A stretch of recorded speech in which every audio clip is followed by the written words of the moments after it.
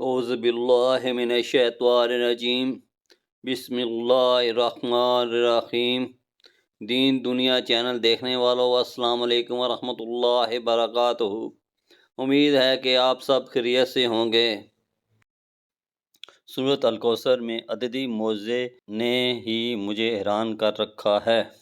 سورۃ الکوثر قرآن کی سب سے چھوٹی سورت ہے اور اس سورت کے جملے الفاظ 10 ہیں۔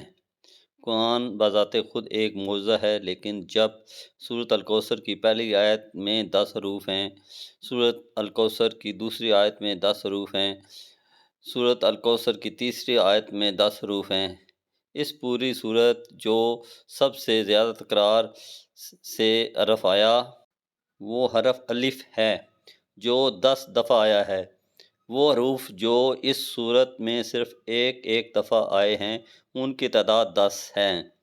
اس صورت کی تمام آیات کا اختتام را پر ہوتا ہے جو کہ حروف ہجا میں 10واں حرف شمار ہوتا ہے۔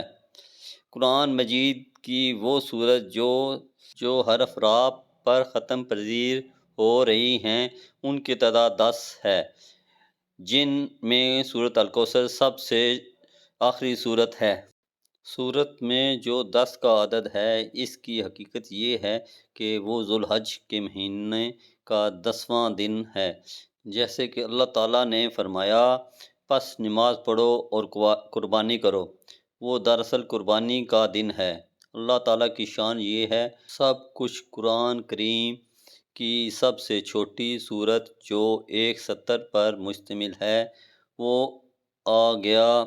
آپ کا کیا خیال ہے بڑی صورتوں کے متعلق؟ اللہ تعالیٰ نے اسی لیے فرمایا ہم نے اپنے بندے پر جو کچھ نازل کیا ہے اگر تمہیں اس میں شک ہو تو اس جیسی ایک صورت ہی لے آؤ۔ اللہ تعالیٰ مجھے اور آپ کو حوض کوثر سے ایسا مبارک پانی پلائے جس کے بعد ہمیں کبھی پیاس نہ لگے۔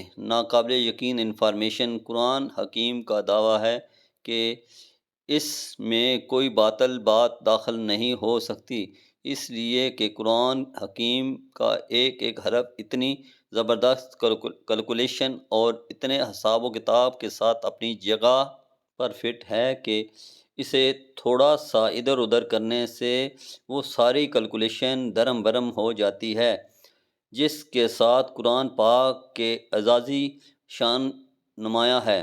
اتنی بڑی کتاب میں اتنی بڑی کیلکولیشن کا کوئی رائٹر تصور بھی نہیں کر سکتا۔ بریکٹس میں دیے گئے یہ الفاظ بطور نمونہ ہیں، ورنہ قرآن کا ہر لفظ جتنی مرتبہ استعمال ہوا ہے وہ تعداد اور اس کا پورا بیک گراؤنڈ اپنی جگہ خود علم اور عرفان کا ایک وسیع جہاں ہے۔ دنیا کا لفظ اگر 115 مرتبہ استعمال ہوا ہے تو اس کے مقابل آخرت کا لفظ بھی 115 مرتبہ استعمال ہوا ہے۔ دنیا و آخرت 115 مرتبہ، شیاطین و ملائکہ 88، موت و حیات 145، نفع و فساد 50، اجر اور فصل 108، کفر ایمان 25، شہر 12، کیونکہ شہر کا مطلب مہینہ اور سال میں 12 مہینے ہی ہوتے ہیں، اور یوم کا لفظ 360 مرتبہ استعمال ہوا ہے۔ اتنی بڑی کتاب میں اس عددی مناسبت کا خیال رکھنا کسی بھی انسانی مصنف کے بس کی بات نہیں، مگر بات یہیں ختم نہیں ہوتی۔ جدید ترین ریسرچ کے مطابق قرآن حکیم کے حفاظتی نظام میں 19 کا عدد کا بڑا عمل دخل ہے۔ اس حیران کن دریافت کا سہرا ایک مصری ڈاکٹر راشد خلیفہ کے سر ہے، جو امریکہ کی ایک یونیورسٹی میں کیمسٹری کے پروفیسر تھے۔ 1968 میں انہوں نے مکمل قرآن پاک کمپیوٹر پر چڑھانے کے بعد قرآن پاک کی آیات، ان کے الفاظ و حروف میں کوئی تعلق تلاش کرنا شروع کر دیا۔ رفتہ رفتہ اور لوگ بھی اس ریسرچ میں شامل ہوتے گئے، حتیٰ کہ 1972 میں یہ ایک باقاعدہ اسکول بن گیا۔ ریسرچ کا کام یوں ہی آگے بڑھا۔ ان لوگوں پر قدم قدم پر حیرتوں کے پہاڑ ٹوٹ پڑے۔ قرآن حکیم کے الفاظ و حروف میں انہیں ایک ایسی حسابی ترتیب نظر آئی جس کے مکمل ادراک کے لیے اس وقت تک کے بنے ہوئے کمپیوٹر ناکافی تھے۔ کلام اللہ میں 19 کا انحصار صرف سورۃ مدثر میں آیا ہے، جہاں اللہ نے فرمایا، دوزخ پر ہم نے 19 محافظ فرشتوں کو مقرر کر رکھا ہے۔ اس میں کیا حکمت ہے یہ تو رب ہی جانے، لیکن اتنا اندازہ ضرور ہو جاتا ہے کہ 19 کے عدد کا تعلق اللہ کے کسی حفاظتی نظام سے ہے۔ پھر ہر سورت کے آغاز میں قرآن مجید کی پہلی آیات بسم اللہ کو رکھا گیا ہے، گویا اس کا تعلق بھی قرآن کی حفاظت سے ہے، کیونکہ ہم دیکھتے ہیں کہ بسم اللہ کے کل حروف بھی 19 ہیں۔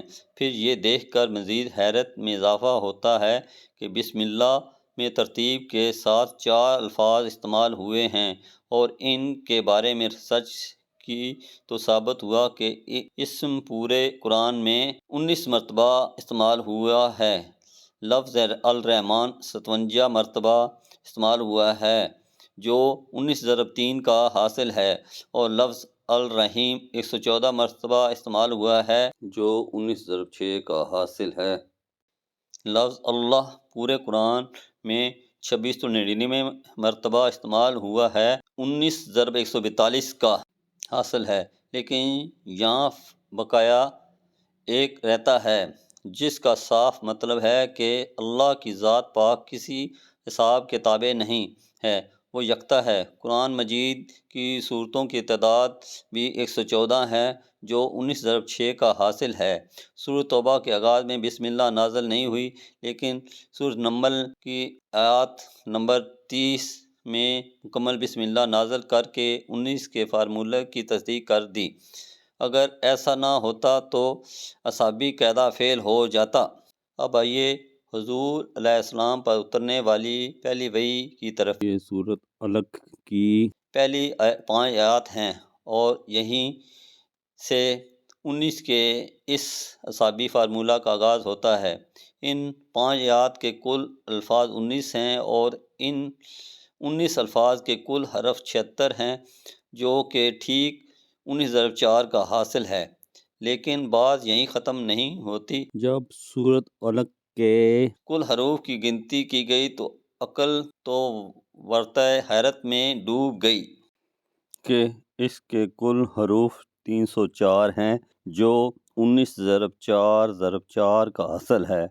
اور قارئین کرام، عقل یہ دیکھ کر حیرت کی اتہا گہرائیوں میں مزید ڈوب جاتی ہے کہ قرآن پاک کی موجودہ ترتیب کے مطابق سورۃ علق قرآن پاک کی 96 نمبر سورت ہے۔ اب اگر قرآن کے آخری سورت الناس کی طرف سے گنتی کریں تو آخر کی طرف سے سورۃ علق کا نمبر 19 بنتا ہے، اور اگر قرآن کی ابتدا سے دیکھیں تو یہ 96 نمبر سورت سے پہلے 95 سورت ہیں، جو ٹھیک 19 × 5 کا حاصل ضرب ہے، جس سے یہ بھی ثابت ہو جاتا ہے کہ سورتوں کے آگے پیچھے کی ترتیب بھی انسانی نہیں بلکہ اللہ تعالیٰ کے اعصابی نظام کا ہی ایک حصہ ہے۔ قرآن پاک کی سب سے آخر میں نازل ہونے والی سورت سورہ نصر ہے۔ یہ سن کر آپ پر پھر ایک مرتبہ خوشگوار حیرت طاری ہوگی کہ اللہ پاک نے یہاں بھی 19 کا نظام برقرار رکھا ہے۔ پہلی وحی کی طرح آخری وحی سورۃ نصر ٹھیک 19 الفاظ پر مشتمل ہے۔ یوں کلام اللہ کی پہلی اور آخری سورت ایک ہی اعصابی قاعدے سے نازل ہوئیں۔ سورۃ فاتحہ کے بعد قرآن حکیم کی پہلی سورت سورۃ بقرہ کی کل آیات 286 ہیں، اور 2 ہٹا دیں تو مکی صورتوں کی تعداد سامنے آتی ہے، 6 ہٹا دیں تو مدنی صورتوں کی تعداد سامنے آتی ہے۔ 86 کو 28 کے ساتھ جمع کریں تو کل صورتوں کی تعداد 114 سامنے آتی ہے۔ آج جب کہ عقل و خرد کو سائنس ترقی میں بڑا ناز ہے، یہی قرآن پھر اپنا چیلنج دہراتا ہے۔ حسابات اور سائنسدانوں، ہر خاص و عام، مومن کافر، سبھی سوچنے پر مجبور ہیں کہ آج بھی کسی کتاب میں ایسا اعصابی نظام ڈالنا انسانی بساط سے باہر ہے۔ طاقتور کمپیوٹرز کی مدد سے بھی اس جیسے اعصابی نظام کے مطابق ہر طرح کی غلطیوں سے پاک کسی کتاب کی تشکیل ناممکن ہے، لیکن 1400 سال پہلے تو اس کا تصور ہی محال ہے۔ لہٰذا کوئی بھی صحیح العقل آدمی اس بات کا انکار نہیں کر سکتا کہ قرآن کریم کا اعصابی نظام اللہ کا ایسا شاہکار معجزہ ہے جس کا جواب قیامت تک کبھی بھی نہیں ہو سکتا۔